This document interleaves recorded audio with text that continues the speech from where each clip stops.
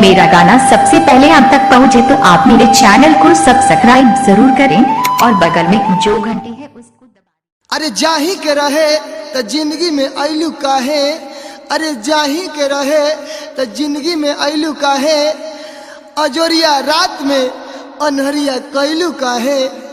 अरे हम तो तोहरा के जिंदा लाश बन के जोहतानी, अरे हम तो तोहरा के जिंदा लाश बन के जोहतानी। अरे हमरा से बियाह करके तड़पैलू काहे। Mix by DJ Arjun Kumar जी।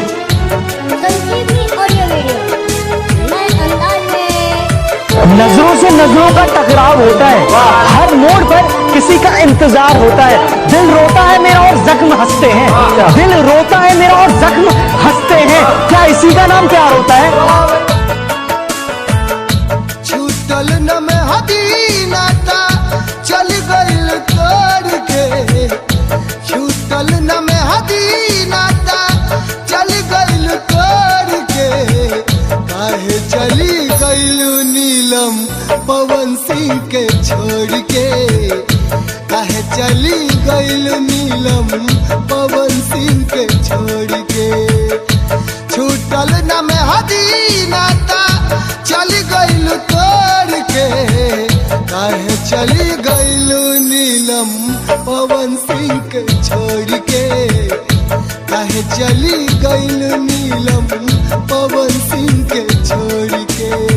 Mix by DJ Arjun Kumar ji. आजकल की मोहब्बत में अंजाम नहीं होता, आशिकों को जिस्मानी बातों से अलग कुछ काम नहीं होता। हीर दिल में नहीं अब बिस्तर पर चाहिए, शायद इसी वजह से आशिकों का अब नाम नहीं होता। Mix by DJ Karan Kumar ji. Mix by DJ Karan Kumar ji. कवना गलतिया के दे दिहलू साजा, मर जइबू ऐसे नहीं रहे अनुदाजा। दिलों की बात करता है जमाना, मोहब्बत आज भी चेहरों से शुरू होती है। कवना गलतिया के दे दिहलू साजा, मर जइबू ऐसे नहीं रहे अनुदाजा। जिया मोर कल पे केहू पूछ नहीं लोर के, जिया मोर कल पे केहू पूछ नहीं लोर के। काहे चली गइलू नीलम पवन सिंह के छोड़ के, काहे चली गइलू नीलम पवन सिंह के छोड़ के। नजरों से नजरों का टकराव होता है, हर मोड़ पर किसी का इंतजार होता है। दिल रोता है मेरा और जख्म हंसते हैं, दिल रोता है मेरा और जख्म हंसते हैं। क्या इसी का नाम प्यार होता है? Mix by DJ Arjun Kumar ji.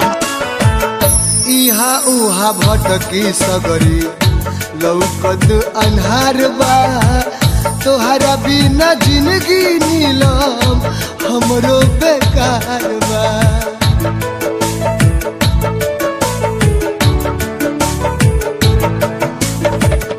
इहा उहा भटकी सगरी लौकत अन्हार बा, तोहरा बिना जिंदगी नीलम हमरो बेकार बा।